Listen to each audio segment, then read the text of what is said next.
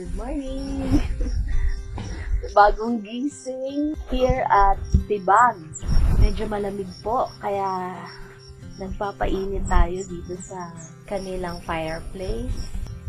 Kahapon po ay nagturo tayo ng paggawa ng organic fertilizer at saka ng bokashi ipa sa kawayan.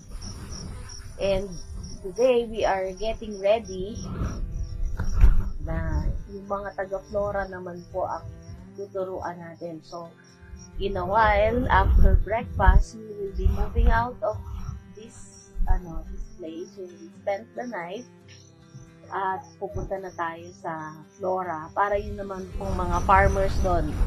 Yung ating mga ube farmers sa flora ang ating tuturuan na gumawa ng kanilang organic